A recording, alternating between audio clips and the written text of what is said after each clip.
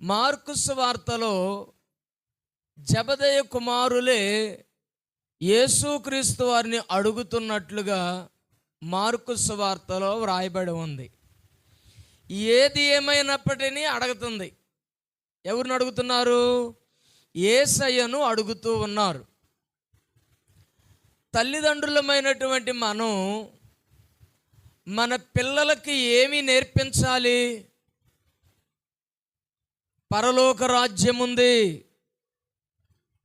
ఈ లోకము అంతరించిపోబోతూ ఉంది, దేవుడు కట్టిన ఒక గొప్ప రాజ్యం ఉంది, ఆ రాజ్యంలో మనం ఉండబోతూ ఉన్నాం. అయితే ఆ రాజ్యంలో ఉండటం కాదు, ఆ రాజ్యంలో శ్రేష్ఠత స్థానంలో మీరు ఉండాలి, ఆ రాజ్యంలో గొప్ప స్థానంలో మీరు ఉండాలని ఒక తల్లి తన కుమారుల పట్ల ఆశపడుతుంది. ఈ లోకంలో ఉన్నటువంటి మనం మన పిల్లలు ఒక మంచి స్థానంలో ఉండాలని ఈ లోకంలో కోరుకుంటాం. అదే ఆధ్యాత్మికమైనటువంటి తల్లి అయితే, వాక్యానుసారంగా జీవించే తల్లి అయితే ఏం కోరుకుంటుందో తెలుసా? ఈ లోకంలో మా పిల్లలు ఎలా ఉన్నా, ఈ 70-80 సంవత్సరాలు మా పిల్లలు ఎలా జీవించినా, పరలోక రాజ్యంలో మాత్రం ఒక మంచి స్థానంలో ఉండాలి అని కోరుకుంటారు. అలాగునే జెబెదయి కుమారుల తల్లి మత్తయి సువార్తలో, అయ్యా నేను ఒక మనవి చేసుకుంటున్నాను. ఆ మనవి ఏంటంటే, నీవు మహిమలో పరలోక రాజ్యంలో సింహాసనం మీద కూర్చుంటావు కదా, కూర్చున్నప్పుడు నా కొడుకుల్లో ఒకడు కుడి ప్రక్కన, మరొకడు ఎడమ ప్రక్కన, నీ సింహాసనం ప్రక్కన కూర్చోవాలని నేను ఆశపడుతున్నానయ్యా అని అంటుంది ఆ తల్లి. ఇక్కడ మార్కు సువార్తలో వీరిద్దరేమంటున్నారు తెలుసా? అయ్యా మేము అడుగునదల్లా నువ్వు మాకు ఇస్తావని మేము ఎరుగుదుము. అయితే ఏం కావాలని మీరు కోరుకుంటున్నారు? ఏమి లేదయ్యా, ఇదిగో మా ఇద్దరిలో ఒకడు నువ్వు కుడి పక్కనను, మరొకడు నీ ఎడమ ప్రక్కనను మహిమలో ఉండేటటువంటి భాగ్యాన్ని మాకు దయచేయ అన్నారు. చూసారా వారి ఆశ ఎట్లుందో, వారి ప్రార్థన ఎట్లుందో? మన ప్రార్థన ఏంటో తెలుసా? పరలోకాన్ని చూస్తే చాలు. కొంతమంది పరలోకం లోపలికి వెళితే చాలు. కొంతమంది పరలోకం చూస్తే కాదు, పరలోకం లోపలికి వెళితే కాదు, పరలోకములో ఉన్న వారిలో శ్రేష్ఠ స్థానంలో మనం ఉండాలి, శ్రేష్ఠుల గుంపులో మనం ఉండాలి, ఒక మంచి స్థానంలో మనం ఉండాలి. ఈ లోకంలో మనం ఒక స్థానంలో ఉండటానికి ఎంత ప్రయాసపడతామో, పరలోక రాజ్యంలో కూడా ఆ స్థానంలో ఉండటానికి అంత ప్రయాసపడే వారంగా మనం ముందుముగాక. వాళ్ళకి ఎంత ఆశ ఉందో చూసారా? ఒకడంట కుడి వైపున యేసయ్య పక్కన ఒకడు ఉండాలంట, ఎడమ వైపున యేసయ్య పక్కన మరొకడు ఉండాలంట. ఈ మాట అనేసరికల్లా మిగిలిన 11 మంది కోప్పడ్డారు. ఏం చేశారు? కోప్పడ్డారు. అసలు పరలోకం వెళ్ళటమే గొప్ప భాగ్యం అనుకుంటుంటే, వీళ్ళేంది కుడి ప్రక్కన ఒకడు ఎడమ ప్రక్కన ఒకడు ఉండాలంటున్నారు. అయితే మేమందరం ఏమవ్వాలి? నోరు మూసుకోండి, అలాంటి మాటలు మాట్లాడబాకండి, ఎందుకు అలాంటి మాటలు మాట్లాడుతున్నారు అని యేసుక్రీస్తు వారి శిష్యులు వారి మీద కోపపడినట్లుగా దేవుని లేఖనాలు మార్కు సువార్తలో తెలియజేస్తూ ఉన్నాయి. ప్రేమతో మీకు చెబుతున్నాను, దేవుని రాజ్యంలో మనం ఒక మంచి స్థానాన్ని కోరుకోవాలి. ఏ స్థానాన్ని? మంచి స్థానాన్ని కోరుకోవాలి. మంచి స్థానంలో మనం ఉండాలి.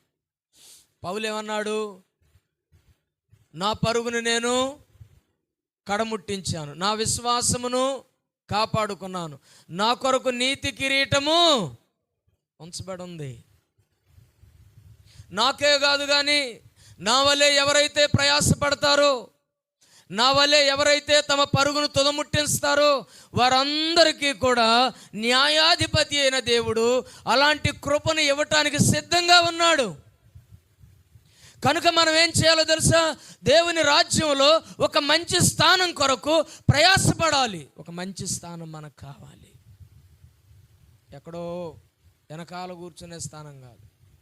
మందిరంలోనే ముందు కూర్చోం. మందిరంలో ఎక్కడ కూర్చుంటాం? ముందెందుకులే, మనకి వెనకాల కూర్చుంటే నువ్వెప్పుడు మందిరంలో వెనక్కి వెళ్ళిపోతున్నావు కదా. దేవుని రాజ్యంలో కూడా నువ్వు ముందుండవు. నువ్వు ఎక్కడ ఉంటావు చెప్పండి? ఎక్కడ ఉంటావు? వెనకే ఉంటావు. అదే ఉదయాన్నే నీళ్ళు వస్తున్నాయి, ఎక్కడుంటా? నీళ్ళు బిందు పట్టుకుని ముందుంటావా వెనకుంటావా? రేషన్ ప్రారంభమైంది, సరుకులు ఇస్తున్నారు, ఉదయాన్నే లేచి ముందుంటావా వెనకుంటావా? చెప్పండి, ముందుంటావా వెనకుంటావా? పింఛన్ డబ్బులు వస్తున్నాయి, అందరికంటే ముందుంటాం వెనకుంటావా? వివాహంలో భోజనాలు పెడుతున్నారు, ముందుంటామా వెనకుంటామా? వీటిలోనేమో ముందు, దేవుని రాజ్యంలో చర్చిలోనేమో చెప్పండి ఆడ వెనక. మీ ఆశ ఇక్కడే తెలిసిపోతుంది. మీ ఆశ చెప్పండి ఎక్కడ తెలిసిపోతుంది? ఇక్కడే తెలిసిపోతుంది. కనుక ఎప్పుడు దేవుని మందిరంలో వెనక్కు కూర్చోవటానికి ప్రయత్నం చేయబాకండి. దేవుని మందిరంలో మొట్టమొదటి స్థానంలో కూర్చోవాలి. హల్లెలూయా, హల్లెలూయా. దేవుని మందిరంలో ముందు వరుసలో ఉండాలి. ముందు వరుసలో వచ్చేది ఎవరో తెలుసా? ముందు వచ్చిన వాళ్ళు. వెనక వరుసలో ఉండేది ఎవరో తెలుసా? వెనకొచ్చిన వాళ్ళు. తెలవాలది. కానీ మనం దేవుని మందిరం వెనకాల కూర్చొని, వెనకాల ఎందుకు కూర్చుంటో తెలుసా? అటు ఇటు లేచిపోవటానికి. ముందు కూర్చుంటే కుదరదుగా లేగవటానికి, అందరికి అభ్యంతరంగా ఉండేది కదా, అందుకని వెనకాల కూర్చుంటాం. ప్రేమతో మీకు చెబుతున్నాను, దేవుని రాజ్యంలో వెనక ఉండకూడదు. దేవుని రాజ్యంలో జెబెదయి కుమారులైన యాకోబు యోహానులలాగా ముందే ఉండునట్లుగా ప్రయత్నము చేయుదుముగాక.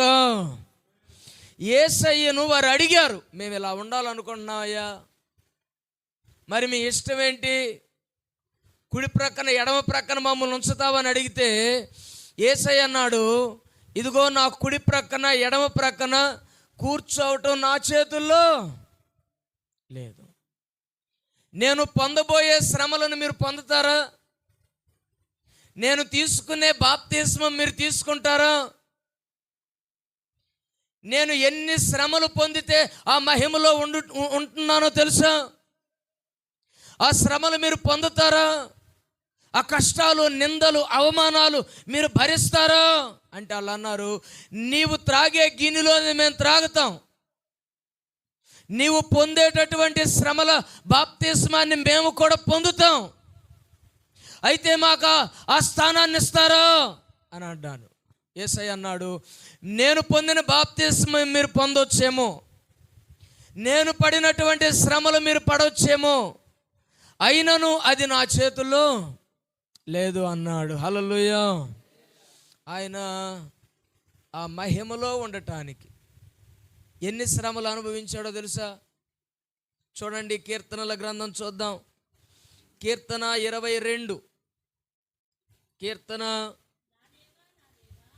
నా దేవా నా దేవా నీవు నన్నేల విడనాడితివి, రక్షింపక నా ఆర్తధ్వని వినక నీవేల దూరముగా ఉన్నావు. నా దేవా పగలు నేను మొర్రపెట్టుచున్నాను, రాత్రి వేళను నేను మౌనముగా ఉండుటలేదు, అయినను నీవు నాకు ఉత్తరం ఇయ్యక ఉన్నావు. 14వ వచనం 12వ వచనం నుంచి చదవండి.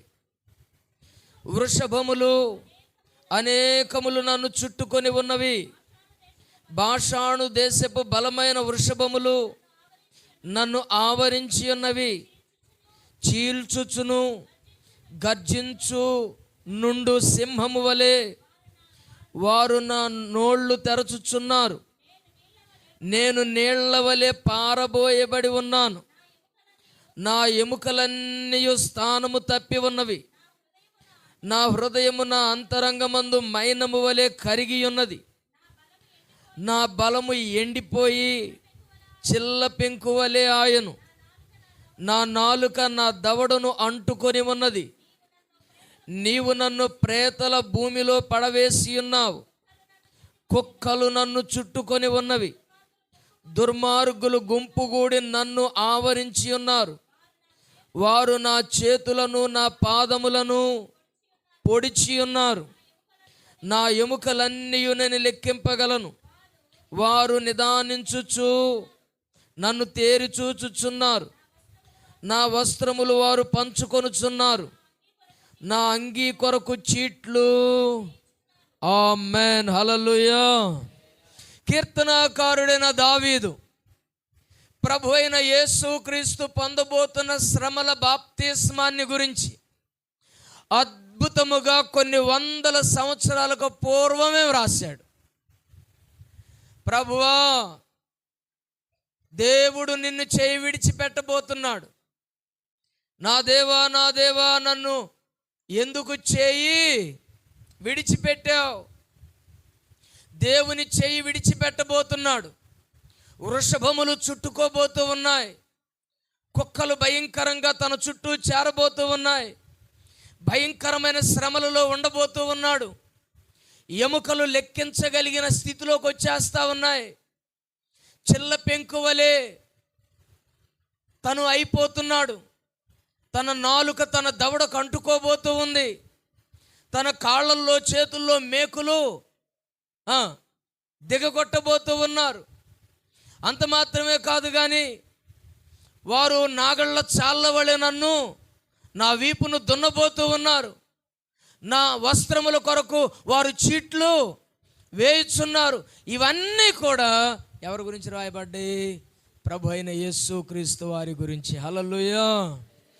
యేసుక్రీస్తు వారు పొందిన శ్రమలు మామూలు శ్రమలు కాదు. కీర్తనాకారుడు వ్రాసినటువంటి విషయాలన్నీ కూడా యేసయ్య శ్రమలలో నిక్షిప్తమై ఉన్నాయి. ప్రియ దేవుని బిడ్డలారా, యేసుక్రీస్తు వారిని అందరూ చుట్టుకున్నారంట, అవమానపరిచారంట, భయంకరంగా చిత్రహింసలు చేశారంట. ఎముకలు లెక్కించవచ్చంట. ఎముకలు కనిపిస్తున్నాయంట కళ్ళకి. చేతుల్లో కాళ్ళల్లో పొడిచారంట.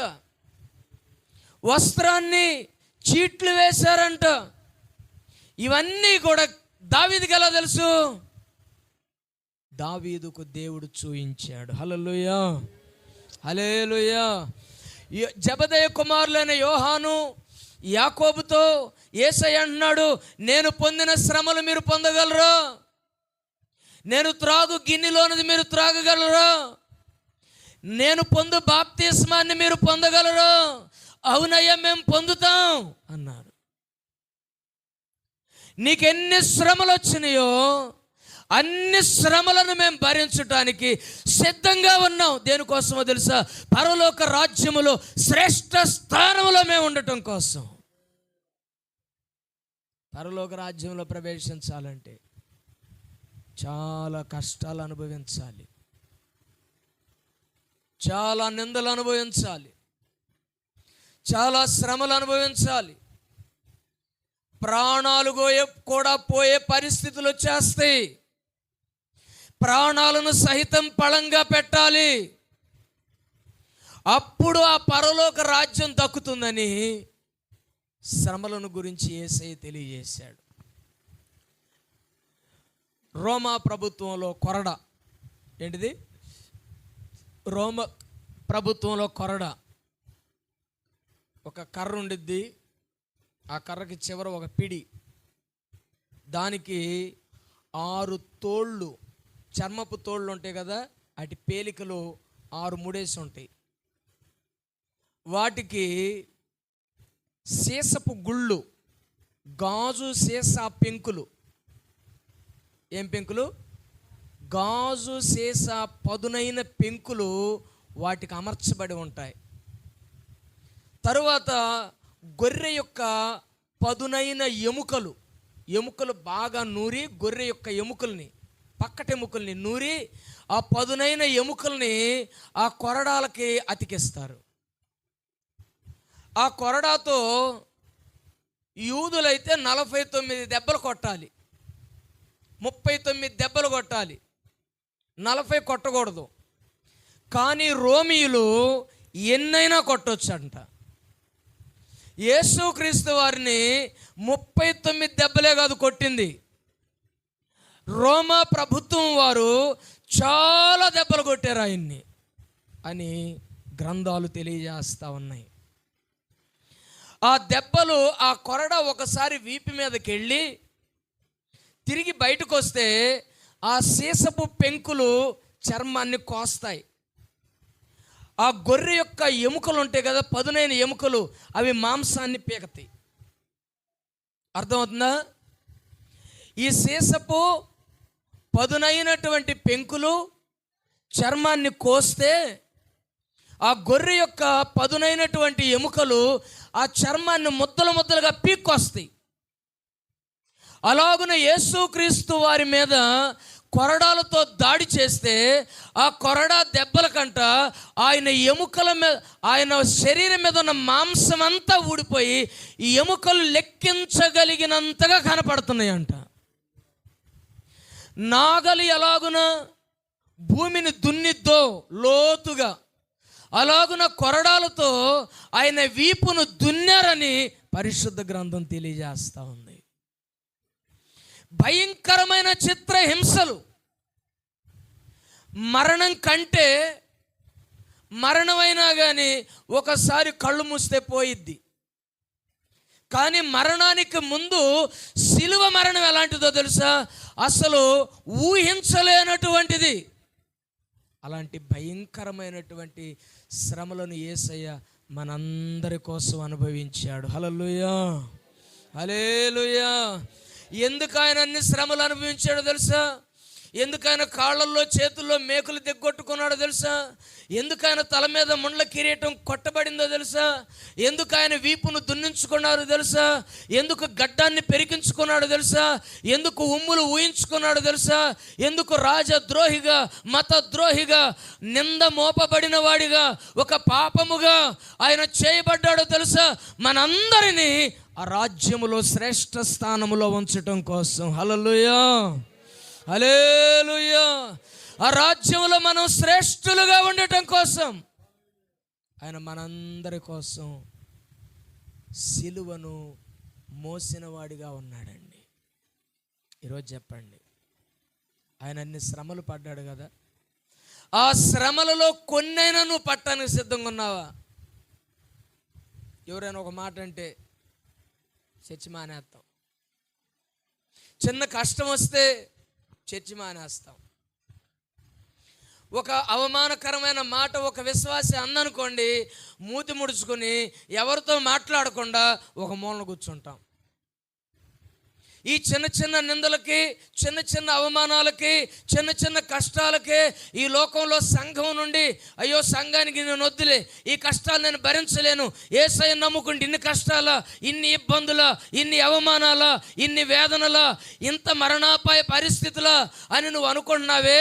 ఈ సంఘంలో ఉండటానికి మరి పరలోక రాజ్యంలో ప్రవేశించాలంటే అర్హత ఏడుంది? ఆలోచించారు ఎప్పుడైనా? ఆ పరలోక రాజ్యంలో ప్రవేశించాలంటే యేసయ్య ఎన్ని శ్రమలు పడ్డాడో అన్ని శ్రమలు మనం అనుభవించవలసిన వారమై ఉన్నాం. హల్లెలూయా, హల్లెలూయా. చూడండి, కొరింథీయులకు రాసినటువంటి 2వ పత్రిక, కొరింథీ 2వ పత్రిక 4వ అధ్యాయం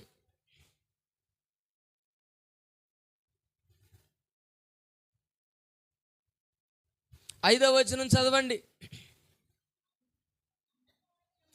అంధకారములో నుండి వెలుగు ప్రకాశించునుగాకని పలికిన దేవుడే తన మహిమను గూర్చిన జ్ఞానము యేసుక్రీస్తునందు వెల్లడి అగుటకు మా హృదయములలో ప్రకాశించెను గనుక మేము మిమ్మును గూర్చి ప్రకటించుకొనట లేదు గాని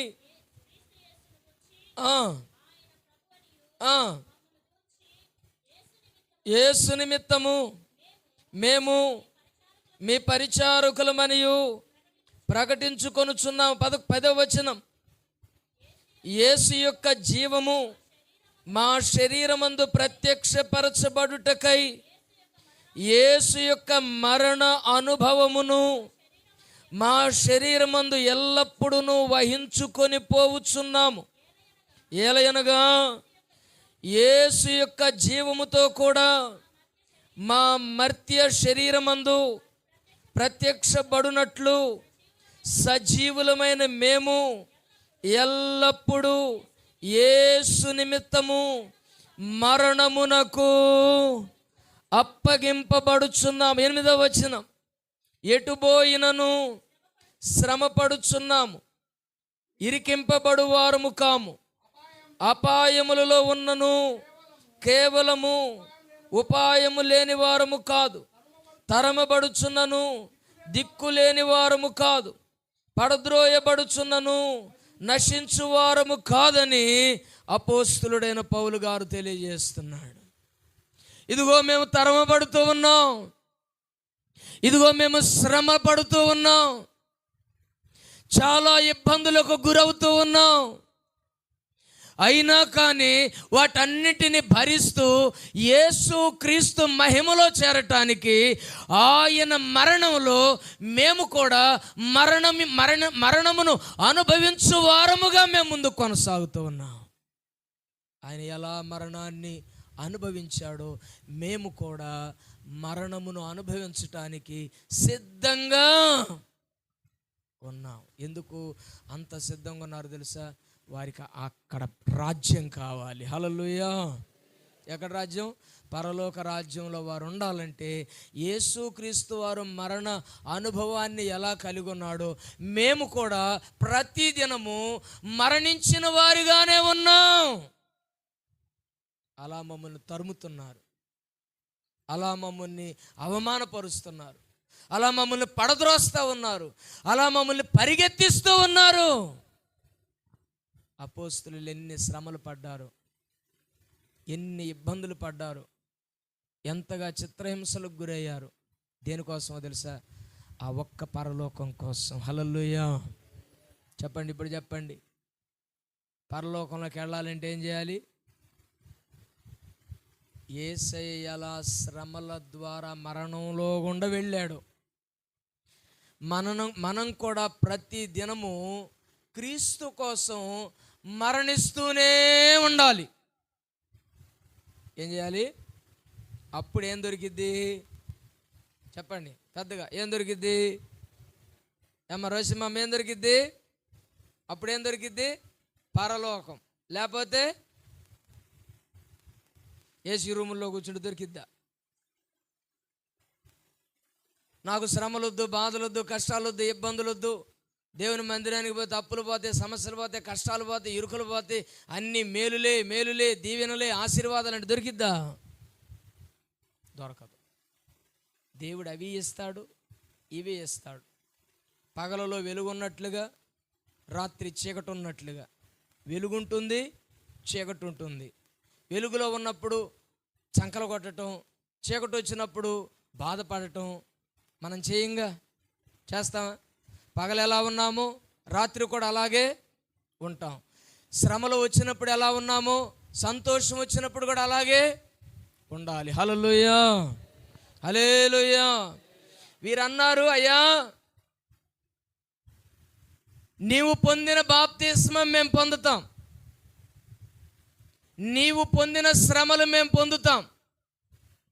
అయితే ఆ రాజ్యంలో కుడి ప్రక్కన ఎడమ ప్రక్కన ఉండే భాగ్యం మాకు ఇస్తారా అన్నారు. యేసయ్య అన్నాడు, నేను పొందే బాప్తిస్మం మీరు పొందుతారు, నేను పడిన శ్రమలు మీరు పడతారు. అంటే యేసయ్యకు తెలుసు జబదయి కుమారులు క్రీస్తు కోసం చచ్చిపోతారని, క్రీస్తు కోసం శ్రమలు అనుభవిస్తారని. దేవుని రాజ్యం కోసం వారు ఒక నిర్ణయం తీసుకున్నారు. ఏమని తెలుసా? మేము చావటానికైనా సిద్ధమే, మాకు పరలోకం కాదు, నీ కుడి ప్రక్కన ఎడమ ప్రక్కన కూర్చునే స్థానం మాకు కావాలి. యోహాను పద్మాసు ద్వీపంలో ఎవరు లేని ప్రాంతంలో దర్శనాలను కన్నాడు. తిండి లేక, భోజనం లేక, అలాగునే నేను ఆయన ప్రియదేవుని బిడ్డలారా ఆ పద్మాస ద్వీపంలోనే మృతుడైపోయాడు. యాకోబు కూడా క్రీస్తు నిమిత్తమై చంపబడ్డాడు. యాకోబు కూడా చనిపోయాడు. వాళ్ళు అన్నమాట నిజమే. నీకోసం మేము చావటానికైనా సిద్ధమే, ఆ రాజ్యంలో మేము ఉండాలి. యేసయ్య తర్వాత అన్న మాట క్రింద ఉంటుంది, ఈ లోకంలో ప్రభుత్వము చేయువారు ఉన్నతమైనటువంటి పదవుల్లో ఉంటారు కదా. ఈ లోక రాజ్యం వేరు, నా రాజ్యము. ఈ లోక రాజ్యంలో ఒక మంచి పదవి కావాలంటే వాడు అన్నిట్లో ఆరితేలు ఉండాలి, జ్ఞానవంతుడై ఉండాలి, తెలివి కలిగిన వాడై ఉండాలి, విద్య తెలిసిన వాడై ఉండాలి, గొప్పవాడై ఉండాలి. గొప్పవాడైతేనే ఆ స్థానంలో ఉంటాడు. కానీ నా రాజ్యంలో అలా ఉండదు. నా రాజ్యంలో గొప్పవాడిగా ఉండాలంటే ఎవడు తగ్గించుకుంటాడో వాడు అక్కడ గొప్పవాడుగా ఉంటాడు అన్నాడు. హల్లెలూయా. చూడండి, ఆ మాటలు చదువుదాం. మనం ఆ మాటలు చదువుదాం. 42వ వచనం, మార్కు సువార్త 10:42. యేసు వారిని తన యొద్దకు పిలిచి వారితో ఇట్లనెను, అన్యజనులలో అధికారులని ఎంచబడిన వారు వారి మీద ప్రభుత్వము చేయుదురు, వారిలో గొప్పవారు వారి మీద అధికారము చేయుదురని మీకు తెలియను. మీలో అలాగున ఉండకూడదు. మీలో ఎవడైనను పరలోక రాజ్యములో గొప్పవాడై ఉండగోరిన ఎడల వాడు మీకు పరిచారము చేయువాడై ఉండవలెను. మీలో ఎవడైనను ప్రముఖుడై ఉండగోరిన ఎడల వాడు అందరికంటే దాసుడై ఉండవలెను. మనుష్య కుమారుడు పరిచారము చేయించుకొనుటకు రాలేదు కానీ పరిచారము చేయుటకును అనేకులకు ప్రతిగా విమోచన క్రయధనముగా తన ప్రాణము ఇచ్చుటకు వచ్చెననెను. హల్లెలూయా. ఈ లోక రాజ్యములో ప్రభుత్వము చేయువారు గొప్ప స్థానంలో ఉంటారు కదా. ఈ ప్రభుత్వము, ఈ లోకంలో ప్రభుత్వము గొప్ప స్థానంలో ఉండేవాడు గొప్పవాడుగా ఉండాలి కదా. కానీ నా రాజ్యం అలాంటిది కాదు. నా రాజ్యంలో ఎవడైనా గొప్పవాడై ఉండగోరిన ఎడల వాడు అందరికీ పరిచారము చేయువాడిగాను అందరికంటే దాసుడుగా ఉంటే పరలోక రాజ్యంలో ఆ స్థానంలో ఉంటాడు అన్నాడు.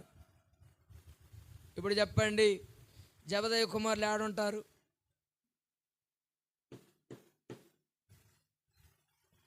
ఇప్పుడు జబదయి కుమారులు ఎక్కడుంటారని యేసయ్య స్వయంగా చెప్పాడు. మీరు పరలోక రాజ్యంలో అగ్రస్థానంలో ఉండాలని కోరుకుంటున్నారు కదా, కానీ మీరు పరలోక రాజ్యంలో అందరికంటే అనుకుంటారు. ఎందుకని? మేము గొప్పవారిగా ఉండాలనుకుంటున్నారు. గొప్పవారిగా పరలోకములో ఉండాలనుకునే మీలో దాస్య స్వభావం ఏది? మీలో పరిచర్య చేసే గుణం ఏది? మీరు పరిచర్య చేయరు, మీరు దాసులుగా ఉండరు. ప్రాణం ఇవ్వటానికి ఎవరైనా ఇస్తారు, శ్రమలు పొందటానికి ఎవరైనా పొందుతారు, కానీ పరిచర్య చేయటం, దాస్యము చేయటం చాలా కష్టం. అర్థం అవుతుంది నేను చెప్పేది? ఒక సంఘానికి నేను వెళుతున్నానండి, సంఘంలో నాకు ఒక స్టేటస్ కావాలి, సంఘంలో నాకు విలువ కావాలి, సంఘంలో దైవజనుడు నన్ను గుర్తించాలి, సంఘంలో విశ్వాసులను గుర్తించాలి. ఆ స్టేటసే నాకు లేకపోతే, ఆ విలువే నాకు లేకపోతే ఆ విలువ కోసం పోరాడతా. లేరు అట్లాంటి వాళ్ళు? సంఘాలలో లేరు అలాంటి వాళ్ళు? పేరు కోసం, పలుకుబడి కోసం, ప్రజల దృష్టిని మళ్లించడం కోసం సంఘాలకు వచ్చి సంఘాలలో ఉండి అధికారం చెలాయించాలని, గొప్పవారిగా ఉండాలని సంఘంలో ప్రయాసపడేవాళ్ళు లేరు, కోకొల్లలుగా ఉన్నారు. మీరు అలా ఉండకూడదు. సంఘములో ఎవడైనా గొప్పవాడై ఉండాలనుకుంటే వాడు దాసుడై ఉండాలి. ఉంటాడా? పరలోక రాజ్యంలో ఎవడైనా గొప్పవాడై ఉండాలనుకుంటే, నా కుడి ప్రక్కన ఎడమ ప్రక్కన కూర్చోవాలనుకుంటే వాడు పరిచర్య చేసేవాడై ఉండాలి. ఉంటాడా? చెప్పండి, ఉంటాడా? మరి వీళ్ళు కోరుకుంటుంది ఏం కోరిక? కొండంత కోరిక. వీళ్ళు చేసే పనులు మాత్రం పరలోక రాజ్యంలో గొప్పవాడిగా కుడి పక్కన ఎడమ ప్రక్కన కూర్చోవాలి కూడా మామూలు విషయమా? పరలోక రాజ్యములోకి వెళ్ళా అత్యున్నత సింహాసనం మీద ఆయన కూర్చోవటానికి ఆయన చేసిన త్యాగం ఏంటో తెలుసా? అంటున్నాడు, నేను పరిచర్య చేయించుకుంటానికి రాలా, కాళ్ళు తెంచుకుంటానికి రాలా, నన్ను చూసి అందరు దండాలు పెట్టడానికి రాలా, నేను మీ కాళ్ళు కడగటానికి వచ్చాను, నేను మీకు పరిచర్య చేయటానికి వచ్చాను. ఆ పరిచర్య ఎలాంటిదో తెలుసా? మీ కొరకు నా ప్రాణము పెట్టడానికి వచ్చాను అన్నాడు. మీ కొరకు నా సర్వస్వాన్ని దారిపోస్తా. మీరు పోస్తారా? అందుకని నేను పరలోకంలో ఆ స్థానంలో ఉండా, నా కుడి ప్రక్కన ఎడమ ప్రక్కన మీరు కూర్చోవాలంటే నేను ఎలా అయితే చేశానో, నేను ఎలా పరిచర్య చేశానో, నేను ఎలా దాసుడిగా ఉన్నానో మీరు కూడా అలా ఉంటే అక్కడ ఉంటారన్నాడు. ఇప్పుడు చెప్పండి, పరలోక రాజ్యంలో ప్రవేశించాలంటే శ్రమలతోనూ ముగించబడట్లా. పరలోక రాజ్యంలో ప్రవేశించాలంటే దాసుడుగా ఉండాలి, పరిచర్య చేసేవాడిగా ఉండాలి. పరిచర్య చేసేవాడిని చిన్నచూపు చూస్తాం మనం. చెప్పులు కాడు ఉండేవాళ్ళని, చెప్పులు సర్దేవాళ్ళని, మందిరం ఊడిసేవాళ్ళని, చాపలేసేవాళ్ళని, అంట్లు తోమేవాళ్ళని, అన్నం వడ్డించే వాళ్ళని, వంటలు ఉండేవాళ్ళని చాలా చిన్నచూపు చూస్తాం. కానీ నేను అంటాను, పరలోక రాజ్యంలో మంచి స్థానంలో వారే ఉండబోతున్నారు. హల్లెలూయా, హల్లెలూయా, హల్లెలూయా. ఇదిగో ఏం చాపలేసేవాడు ముందున్నాడు, ఆ ముందే ఉంటాడు. ఏంది మందిర పరిచర్య చేసేవాడు ఎక్కడ ఉన్నాడు? అవును, అక్కడే ఉంటాడు. మరి సేవకుడు ఏంది? వాడికంటే వెనకాల ఉన్నాడా? సేవకుడు చాపలేడుగా, ఒళ్ళు వంగదుగా, పరిచర్య చేయలేడుగా, పాదాలు కడగలేడుగా, దాసుడుగా ఉండలేడుగా. సేవకుడు ఒక యజమానుడిగా ఉండాలనుకుంటాడుగా. సేవకుడు విశ్వాసుల కంటే తక్కువ వాడిగా ఉండాలనుకోవాలి. యేసయ్య చేసింది అదే. గురువుకి ఎవరైనా శిష్యుల పాదాలు కడగతారు కదా. గురు పూజోత్సవం రోజు ఏం చేస్తారు? గురువుల పాదాలు శిష్యులు పట్టుకుని నమస్కారం చేస్తారు. కానీ యేసయ్య ఏం చేశాడో తెలుసా? శిష్యుల పాదాలు పట్టుకుని కడిగాడు. ఈ లోకములో గొప్ప గురువుకు కేంద్రమై ఉన్న యేసయ్య, గురువులందరూ కూడా యేసయ్య దగ్గర నేర్చుకోవాల్సినటువంటి శ్రేష్టమైన విలువ మహాబోధకుడైన క్రీస్తులో ఉంది. హల్లెలూయా, హల్లెలూయా. ఆయన ప్రపంచానికి ఒక రోల్డ్ మోడల్ లాంటి వాడు. యేసుక్రీస్తుని ఎరిగిన వారికి, ఎరగని వారికి కూడా ఆయనలో ఉన్న అత్యుత్తమమైన విలువలు ఎవ్వరిలో కూడా లేవు. ప్రపంచాన్ని ప్రభావితం చేసిన, ప్రపంచాన్ని మార్చగలిగిన, ఆయన మాటల ద్వారా, ప్రవర్తన ద్వారా మార్చగలిగిన వారు ఎవరని శాస్త్రవేత్తలందరూ, ప్రపంచంలో ఉన్న వారందరూ కూడా పెద్ద పెద్ద వారిని తనిఖీ చేస్తే వారిలో ఫస్ట్ స్థానంలో యేసయ్య ఉన్నాడంట. హల్లెలూయా, హల్లెలూయా. కారణం ఏంటో తెలుసా? ఆయన ఆ స్థానంలో ఉండటానికి, పరిచర్య చేయటానికి ఈ లోకంలోకి వచ్చాడు, పరిచర్య చేశాడు, దాసునిగా, రిక్తునిగా మారాడు. మనందరి పాపములు దాసునిగా ఆయన మీద ఎత్తుకొని మోసాడు. మనందరి పాపములకు కలిగిన ఆ భయంకరమైన శిలువ మరణం అనే శిక్షను ఆయన భరించాడు. జబదయి కుమారులతో అంటున్నాడు, నా కుడి ప్రక్కన ఎడమ ప్రక్కన ఉండాలంటే నేను ఎలా పరిచర్య చేశాను, అనేకుల కొరకు నేను ఎలా నా ప్రాణాన్ని క్రయధనంగా విలువ కట్టి ఇచ్చాను, అలా మీరిస్తే నా కుడి ప్రక్కన ఎడమ ప్రక్కన ఉండటానికి మీరు అర్హులు అన్నాడు. ఇప్పుడేమనుకుంటారు వాళ్ళు, వద్దులే నాయన మీ రాజ్యంలో ఉంటే చాలు అనుకుని ఉంటారు కదండి. ప్రేమతో మీకు చెబుతున్నాను, పరిచర్య గొప్ప భాగ్యం. దాసుడుగా ఉండటం కంటే మరొకటి ఏది? ఈ సంఘంలో నువ్వు దాసుడుగా ఉంటే, ఈ సంఘంలో నువ్వు పరిచర్య చేయవాడిగా ఉంటే, పరలోక రాజ్యంలో నువ్వు దాసుడుగా ఉండవు, పరిచర్య చేయవాడిగా ఉండవు, యజమానుడిగా ఉండబోతున్నావు. హల్లెలూయా, హల్లెలూయా. 10 పట్టణాల మీద, 12 పట్టణాల మీద దేవుడు నీకు అధికారం ఇవ్వబోతున్నాడు. కొరడాలతో కొట్టిన యేసే, ముఖం మీద ఉమ్ము వేసిన యేసే, చేతుల్లో కాళ్ళల్లో మేకులు కొట్టిన యేసే, చిత్రహింసలకు గురి చేసిన యేసే, పరలోక రాజ్యములో ఉన్నత స్థానంలో ఉండి ఈ ప్రపంచంలో ఉన్న సర్వ మానవాళికి తీర్పు తీర్చబోతున్నాడు. ప్రతి నామము ఆయన ఎదుటకు వచ్చి మోకాళ్ళు ఓనబోతుంది. హల్లెలూయా. ఈ లోక దేవతలన్నీ ఆయన ముందు నిలబడి గడగడలాడి నమస్కారం చేయబోతున్నాయి. ధనికులు, పేదవారు, ఉన్నవారు ఎవరైనా కానీ ఆయన దగ్గర నిలబడబోతున్నాయి. కారణం ఏం తెలుసా? ఈ లోకంలో దాసుడుగా ఉన్నాడు, ఈ లోకంలో పరిచారకుడుగా ఉన్నాడు. కనుక పరిచర్య చిన్నచూపు చూడద్దు ఎవరు. పరిచర్య చేయటానికి ఎప్పుడు దొరికిందో అదృష్టం అని కాచుకొని ఉండేవాళ్ళు చాలామంది ఉన్నారు. ఆ అదృష్టాన్ని నిర్లక్ష్యం చేయబాక, జబదయి కుమారులాగా ఆశ కలిగుండు. పరలోక రాజ్యం వెళ్తే చాలు అనుకోబాక, పరలోక రాజ్యంలో శ్రేష్ఠ స్థానంలో ఉండాలనుకో. దేవుడు గొప్ప ఆశీర్వాదాన్ని నీకు ఇస్తాడు. హల్లెలూయా. తలొంచుదాం, కళ్ళు మూసుకుందాం, ప్రార్థన చేసుకుందాం. ప్రభునందు ప్రియ దేవుని బిడ్డలారా, ఈ రాత్రికాల సమయంలో పరలోక రాజ్యంలో నువ్వు ఎక్కడ ఉండాలనుకుంటున్నావు? ఇంతకీ అసలు పరలోకంలో ఉండాలనుకుంటున్నావా? ఈ లోకం కాలిపోబోతుంది. పంచభూతములు మహావేంద్రముతో రగులు కొనుబోతూ ఉన్నాయి.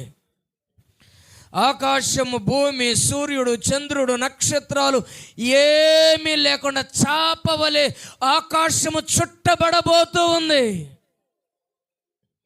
నక్షత్రాలు అంజూరపు కాయల వలె రాలిపోబోతూ ఉన్నాయి. పంచభూతాలు దేవుని అగ్ని చేత తగలబెట్టబడబోతా ఉన్నాయి.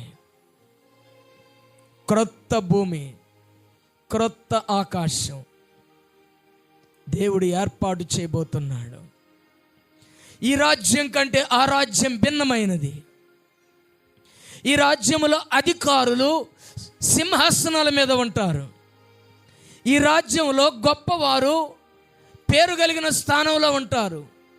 కానీ దేవుని రాజ్యంలో దాసులు, పరిచారకులు గొప్ప స్థానములో ఉంటారు. అదే దేవుని రాజ్యం, అదే పరలోక రాజ్యం. ఆయన మహిమగల సింహాసనం మీద కూర్చున్నప్పుడు జబదయి కుమారులు అంటున్నారు, అయ్యా కుడి ప్రక్కన మాలో ఒకడును, ఎడమ ప్రక్కన మాలో ఒకడును కూర్చుండే భాగ్యమి అయ్యా. అంత ఈజీయా అనుకోవటం మంచిదే.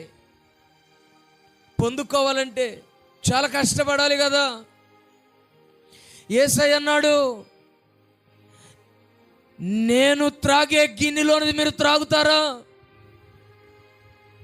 నేను పొందే బాప్తిస్మాన్ని మీరు పొందుతారా? అవును, ఆయన శ్రమల బాప్తిస్మాన్ని పొందాడు. ఆయన లోక పాపములనే ఉగ్రత పాత్రలోనిది త్రాగాడు. ఆయన వీపు దున్నబడింది. ఆయన చేతుల్లో, కాళ్ళల్లో గుచ్చారు. ఆయన వస్త్రాన్ని కూడా చీట్లు వేసి పంచుకున్నారు. ఆయన వీపంతా దున్నబడింది. మనందరి కోసం